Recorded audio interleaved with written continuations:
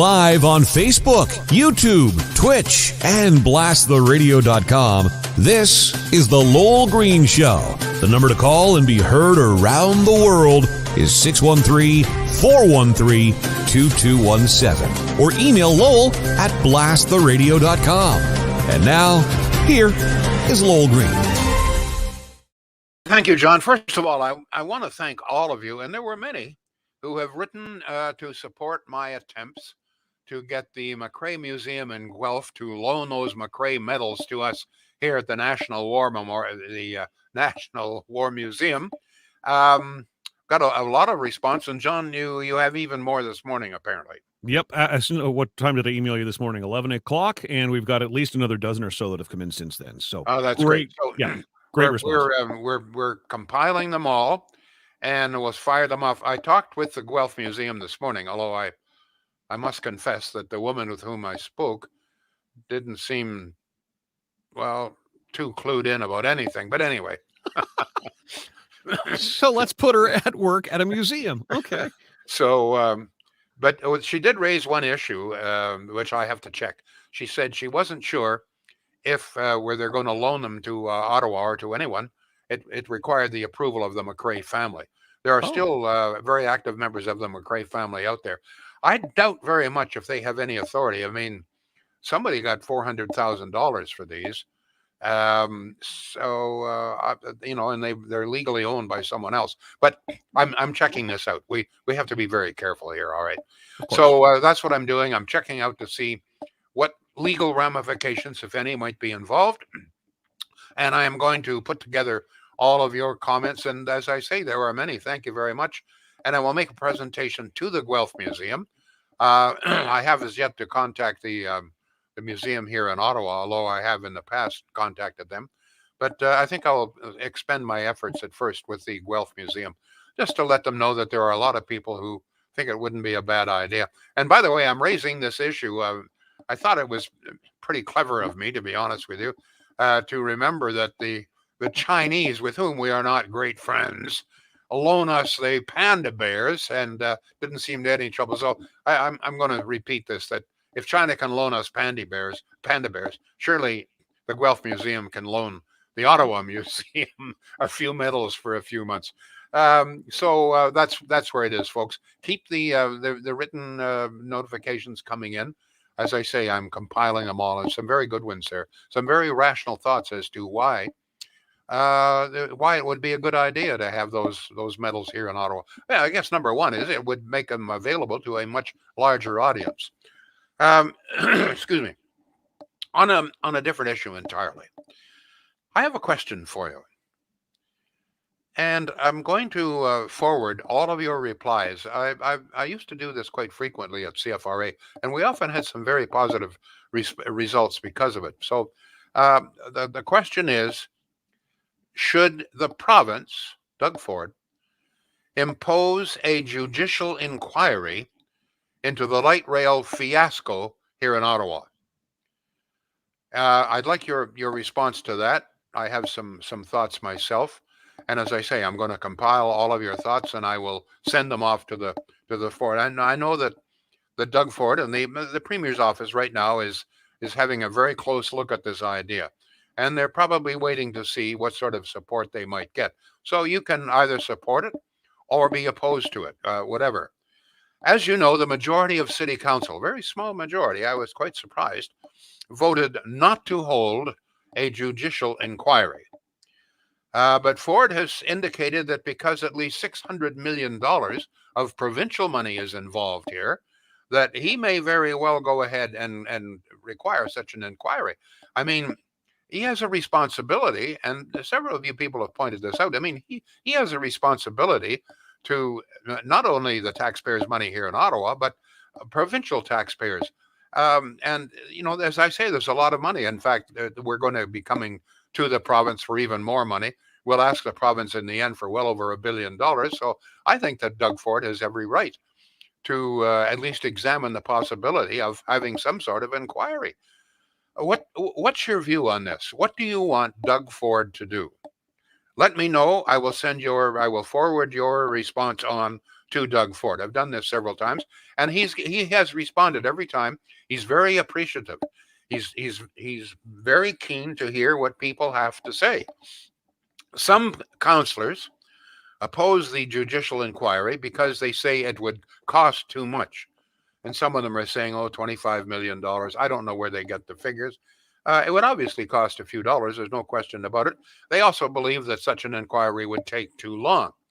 But on the other hand, the other counselors say, wait a minute, an internal inquiry here is not good enough. With a judicial inquiry, all information would be made public. With an internal inquiry, very little information would be made public.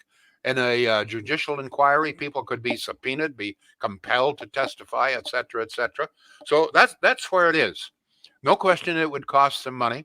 No question it might take a couple of years. For some reason, these legal things seem to drag on. But it just seems to me that the gravity of the situation, the magnitude of the money involved is such that if ever there was anything that cried out for some sort of official, if not judicial, but some sort of official inquiry, this surely is it. And I'm going to tell you something. This whole fiasco, the whole thing, took a very mysterious turn yesterday when former mayor and MPP, etc., Bob Chiarelli, released a very strange email he received from one of his former workers, I think, or consultants, a man who is known as the super consultant. Apparently, he has consulted not only the city of Ottawa on light rail, but several other cities as well, Brian Guest. At any rate, Brian Guest, who has had very close relationships in the past with Mayor Jim Watson, there's no question about it. If you examine the history here, this guy Guest is sort of a mysterious, I don't know if he's a dark figure. I wasn't aware of him, but apparently he's very well known in City Hall circles, a consultant on a number of things. By the way, he was a consultant involving Plasco, which, as you know, was a terrible disaster. But anyway, Brian Guest, according to Bob Chiarelli, sent Chiarelli a very strange email criticizing, because Chiarelli has come out and said that he supports an official judicial inquiry. So Brian Guest wrote an email to him and said, I don't know why you're doing this. We're old friends. This is no way to treat an old friend. You are going to screw me. Or words to that effect. He used the word screw. You'll screw me. So this really raises, I don't know about you, but boy, this raises some red flags with me. This guy is on the inside everywhere, apparently. He knows all sorts of things, people, who did what and why. And he says, why he would say this to Bob Chiarelli or anybody is beyond me, but he did. He says that in effect, what Brian Guest, super consultant, says is that if there was a judicial inquiry, quote, he would be screwed, unquote. I'll leave that with you. It sure, as I say, raises red flags with me. Why would he be screwed? I mean, if he was advising here, and so is, I don't know. But it certainly raises, I think, one more very mysterious question here. So, what's your view here, folks? It's your money. It's your transit system, such as it is. Should Doug Ford launch a judicial inquiry into the entire light rail fiasco? I will forward your comments and your thoughts on to the Premier's office. On another matter, yesterday I had several people inquire about my reference to the Meningate, which is located in Ypres, Belgium. I mentioned during my Remembrance Day program yesterday that the name of one of my great uncles is inscribed on the Meningate Monument. Obviously, a good many people, they're not familiar with the Meningate. So I'll just very briefly, for those of you who don't, the Meningate is a very large monument. It's not nearly as spectacular, and I'll be honest with you, it's not as moving as the Vimy Memorial by a long shot. However, the Meningate in Ypres, Belgium, carries the names of 54,000 Commonwealth soldiers whose graves have never been found. Among them, one of my great uncles, my grandfather's brother. Every night, there's a very moving, a very brief, but a very moving ceremony. Every night, 365 days of the year, they play the last, what is it, the last post under the Meningate, and there's always a fair-sized crowd that joins in there. There's a little bit of a ceremony every single night. So that's the Meningate. By the Meningate, and Ypres, of course, is very, very close to one of the worst, most terrible, deadly battles of the entire Second World War, Passchendaele. And by the way, it's not that far. You can take, if you're in Ypres at the Meningate, you can take a little side trip. It's not far to the gravesite of Colonel John McCrae. And by the way, I gave credit yesterday to John Baird when he was a minister. I believe he was Veterans Affairs Minister or Foreign Affairs Minister, I guess, at the time in the Harper government. I mentioned to him after we came back that some of the roads leading up to some of the grave sites, Canadian graveyards, were in very bad condition. In fact, a couple of the graveyards themselves needed some refurbishing. He immediately launched into the project, and they tell me that it's much improved. They spent tens of thousands of dollars improving many of the grave sites and the roads. And also at the time I told him that there was very little to mark the gravesite of Colonel John McCrae. Now, I haven't talked to John Baird about this, but my understanding is there is now at least a small monument there, a statue of John McCrae, which I suspect, I can't be absolutely sure, but I suspect once again is the handiwork of John Baird. So I just thought I would pass that on along as well. Folks, do we have any comments coming in yet? Any emails, texts on this business of the judicial? Yep, we absolutely do. We're at 613-413-2217. The email address, including the address you can use to show your support for getting those medals loaned to the National War Museum, Lowell at blasttheradio.com. Mike says, going to France and visiting Vimy Memorial for sure. It's on my bucket list. We have a text here. 1 vote for provincial inquiry. I would like to know what happened behind the curtain. Kathy says, federal government won't do a paper investigation as Jim Watson is a liberal. Nancy says they should be honest or get investigated. Anne is on Facebook. Her comment is as follows. It's not just Ottawa taxpayers' money paying for this, so we should have a judicial inquiry and not a City of Ottawa inquiry.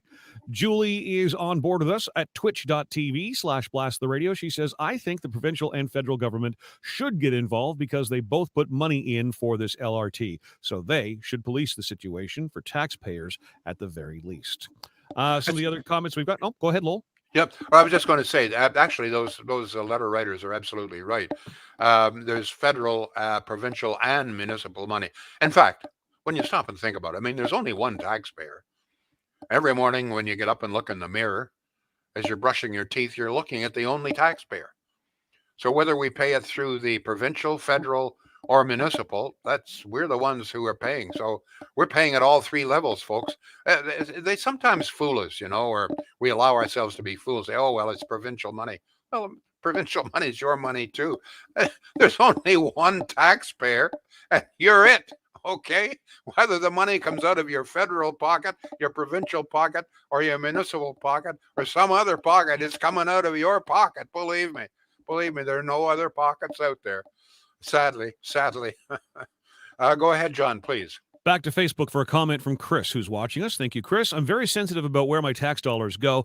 I'm exceptionally frustrated with the LRT fiasco. Given the investment, having an ineffective rail system that I can't even utilize due to the fact that Stage 2 expansion is seemingly never going to happen, despite the budget for it having been utilized several times over, I would love some open accounting. Where did my money go? How was it utilized? How can I trust these decision makers to use my money effectively in the future? And a text just in now at 613-413-2217. Lowell, I hope Ford does look into this light rail money. The City of Ottawa wants to sweep it under the table, but both the provincial and federal governments have put money into this. And other comments. I'm surprised, John, yep, and the listeners, I'm surprised that some 13 councillors voted not to have a public inquiry, including some councillors that I have a good deal of faith in. That Eli raises L. a flag for Shantiri. me too. Yeah, I understand your concern about money, sure. although sometimes your concern about money comes a little late. It seems to me. I just, but I just don't understand. I mean, I guess what the counselors are saying that we all know there was a huge screw up. Somebody screwed up very badly. Something happened here. But that we, the public, aren't really entitled to know why. We, the public, have got to pay for it. We have to suffer the indignity of a train that doesn't work and may never work properly. But Eli L. Shantiri is my counselor. I've always had great respect for him. Eli, are you telling me that you don't think I have the right to know what happened? If somebody screwed up? Was there graft involved here? I mean, let's face it, the company involved, one of the companies involved, was notorious for handing out millions of dollars of money in bribes. I mean, there are some employees of this company still in jail because of this. I'm not saying that there was bribery, but I'm saying that the question is out there. And because of this, I think one of the effects here is that it once again it lowers respect and trust the public has for governments at all levels. Already, politicians are being held in rather low esteem. This is the kind of thing that does it. When it appears that you're trying to cover up, and that's what it looks like here. If you say no, we're not going to have a judicial inquiry, it looks like you're trying to cover up something. And then when this email comes from Brian Guest saying that an inquiry would screw him, he was very much involved in the consulting here. What the hell is that? Oh boy. Somebody is phoning me. Somebody. They've got the wrong number. The number Oh here. my God. Oh, it's probably someone trying to sell me a car warranty or something. They want to clean your ducts. All right, John, go ahead. Have you got some more emails there? Yes, we do. We'll get a word in for Shields, too, as soon as the phone's done ringing. Yep. Lorraine says an inquiry would be more money wasted. That's her opinion on Facebook. Also on Facebook, Kathy says they're trying very hard to hide something. And Joshua suggests we hire former Resource Minister Jane Stewart to figure out what happened with that money.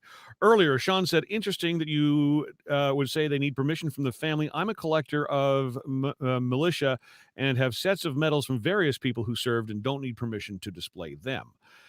David says an investigation would have to be done by the province or an independent body. The city is good at hiding things. I think we may have read that comment before. I apologize if we did. Yep. Kathy says someone has been dipping into the taxpayers' piggy bank. Valda says big red flags. Lowell. Ann is on Facebook. She says it's not just Ottawa's taxpayers' money. I believe we read that before. I'm kind of bouncing around between two systems. I apologize. No problem. I have another topic, but I have to get a word in here for our good friends at Shields. I read a letter from Mark Shield, I guess, a couple of months ago. It was from the federal government that announced that as of January 1st of the coming year, a lot of the appliances that are now available, the lower priced appliances in most cases, will not be available. They all have to be this energy. What is it, John? The Energy Star? Energy Star rated. Energy Star rated, which in most cases are the more expensive appliances. So the government, this is Trudeau again, raising the cost of living everywhere, including appliances. So as of January 1st, all appliances sold in Canada will have to be Energy Star rated, which means that many of the appliances that are out there now are not star rated and will not be available. And as Mark Shields points out, excuse me, in that most of these appliances are made in the United States, which is a much larger market than ours, it's unlikely that the Americans are going to change their manufacturing process for a relatively small market, Canada. So in the new year, the Energy Star appliances are going to be available, but in all probability, they're going to cost you a good deal more than many of you are used to paying for things like fridges and dishwashers, etc. So they have all kinds of these still in stock right there in Pakenham. Give them a call, check out the prices, shields.ca. It just go to Shields, SCHEELS.ca. Check on there and check on appliances or whatever it is you want. They sell the furniture as well, but appliances are the specialty. Check on the appliances. You'll see all of the items that they have there, and the savings. Shields. Go ahead, John. You have some more? I believe I've gotten rid of the redundancies on my notes here. Here we go. Keith on Facebook. The fish stinks from the head. Someone somewhere knows exactly what went on with this LRT. Watson is trying as hard as he can to keep us from finding out what happened here. Taxpayers all across Canada have had some of their money go into this disaster. We deserve answers. Chris, why does the city want to hike up the prices again on bus fares? Because, or light rail? Why do they want? We're paying $3.55. He says, and they're hiking it up again. Well, can I ask you something? Name me one thing that the price is not shooting up. I mean, one of the reasons, I know a lot of you liberal voters still don't seem to get it. One of the main reasons for the price increase is the carbon tax.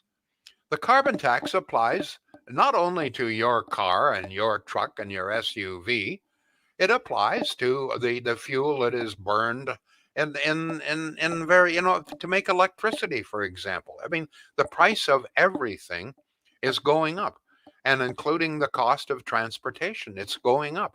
One of the things, and I talked about this earlier, sometime in the summer, the Premier of Saskatchewan, Scott Moe, came here to Ottawa, with some receipts paid by farmers, grain farmers in Saskatchewan, showing the amount of carbon tax that had to be paid. In some cases, get this, you see, it's been a very wet year in the West, and they have to dry the grain. You can't store grain wet or it goes moldy, and in some cases will catch fire, spontaneous combustion. So they have to have huge propane heaters and blowing warm air to dry the grain, or the grain is ruined. In some case, he showed them one receipt for the carbon tax for the month of July. It was over $5,000 for one farmer for 1 month for the carbon tax.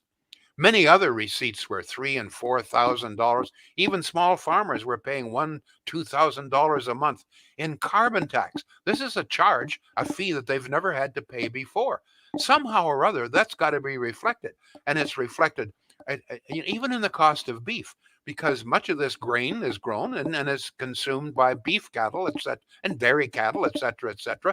So those costs are passed on to the consumer. Sometimes you think, oh, well, it'll only be in the price of bread. No. Grain is fed, as I say, to animals. It's used for many, and everything from pasta to animal feed comes from grain, right? Including beer too, by the way, barley. So that you cannot create a brand new tax, a very hefty tax, and not expect that the price of that to be reflected in everything that you buy. And that's what's happening, folks. And by the way, on April 1st, up goes the carbon tax again. John, have you got any more emails coming in there? I got another topic here. Yep, absolutely we do. Robert, thank you for your email. Lowell at blasttheradio.com. He says yes to a judicial inquiry. They are an important part of a democratic government. It took a judicial inquiry to uncover the sponsorship scandal. It took a court trial to uncover the criminal activity around the gas plant scandal. We do not know if there was any wrongdoing or illegal activity with the LRT, but the inquiry is the only way we will ever find out for sure. And a text from Barry at 613-413-2217. He says the city councilors that are with Jim Watson are part of his retirement club and are probably in the pocket lining that is going on. That is why the Liberal government never wants the truth to come out, whether it's federal, provincial, or municipal. I have another topic here. I don't have much time. On a totally different topic. Rex Murphy, who I love, has some very interesting thoughts in a recent column concerning global warming. Among other things, Rex wonders why Canada, our country, must virtually destroy its number one industry, that is oil and gas, throw hundreds of thousands of people out of work, cripple 2 provinces in order to reduce CO2 emissions, when countries like China are just creating more and more coal-fired plants. He points out that everybody agrees that Canada's contribution to worldwide emissions are 1.6%. I mean, that's like, standing out in the field and passing gas in a windstorm. 1.6%. And for this, we are virtually destroying this country's economy. That we're going to create a whole new, and we did have one of the world's strongest energy economies. And as one of the consequences, we have been able to create one of the world's cleanest energy economies. But they're destroying that. They have set out. We all know about the pipelines, etc.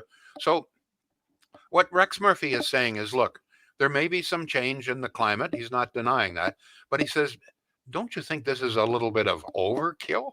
There's not another country on earth that is punishing itself nearly to the same degree that we are. Why us? Why do we have to be the great shining light here, the great examples, when we're not the problem? And I think he's got a very good point here. You may a lot of people agree that we got to do something, and I agree, but do we have to go this far? Is this overreach? Are we way over the line here? Are we not being practical? Are we not using common sense? Folks, we are producing almost none of the world's emissions. And yet we're going to pretty well shut down. Well, we are going to shut down the number one industry, the number one employer in this country. And the ramifications we still don't fully understand. But for what? What's going to be accomplished? And I've asked this before. If we shut everything down, if we return to the Stone Age, everyone went back out to the bush with stone axes, and we built our own teepees out of moose hide, how would in any way would that improve the whole global warming situation? I mean, we can shut down the 1.6. China probably increases 1.6 every single day when it opens up a new coal-fired plant. Are we going overboard here? We have to do something. I don't think anybody denies that. But are we going way, way, way, way overboard? John, any comments there? Here comes a perspective from Calgary. Kathy is there and listening. She says, regarding the carbon tax in Alberta, if Kenny hadn't gotten rid of the low provincial tax in Alberta, that extra carbon tax from the feds wouldn't be happening. Another UPC bungle. And she says, Kenny was offered a seat at the table at the conference, and he did not take it. So, hang on. Who's killing Alberta oil and gas? Oh, give me a break. I mean, come on, you damn NDPers, you left-wing idiots out there. It's not Jason Kenney is not destroying the oil and gas industry. Come on. You think anybody buys that kind of bullshit? Go ahead, John. So much for that. Craig says what you just said. China is building at least one new coal-fired plant each month. And moments ago, perhaps Trudeau plans to retire to China. And Barry back in with this comment via text. Trudeau is ruining this country by making us pay for his Save the World tax campaign to boost his socialist ego. The question is, if we did everything that he wants, if we all drove electric cars, if we all shut down all emissions, all our plants with emissions, I don't know how we'd make windmills if we don't have emissions. I don't know how we'd make automobiles if we don't have any emissions. But apparently the Greenpeace people, they understand this. I don't. But supposing we did, and we reduced world emissions by 1.6%. I mean, what difference did it make? What difference did it make? Oh yeah, we set the example, right? We have buggered ourselves. We have impoverished ourselves, and we look good, right? We look good while we're tenting down on Sussex Street. John, I want to thank everybody once again. Keep the comments coming in, please. Just once again, how to get in touch with me if you would like me to lobby the Guelph Museum to loan us some McRae medals here in Ottawa. Just go through that once again, John. Please. Sure. Please send an email to Lowell@blasttheradio.com. Dozens have. Again, Lowell@blasttheradio.com. In fact, here's the simplest way. All your contact links, podcast links, etc. for this show can be accessed at lowellgreen.com. And by the way, could I ask you to share this program as well? Many other people, I am very sure, would be interested in helping out here, but they don't know about it. You can help them. You can acquaint them with this. Share this program, please. Very simple to do. Just share. Thanks. Be back Monday. The Lowell Green Show is seen and heard live around the world at 2 p.m. Eastern. Connect with us online at blasttheradio.com/Lowell Green. Can't join us live? Download the Lowell Green Podcast. Available on Apple, Spotify, Google, and more. Ask your smart speaker to play the Lowell Green Podcast. This is a production of BlastTheRadio.com.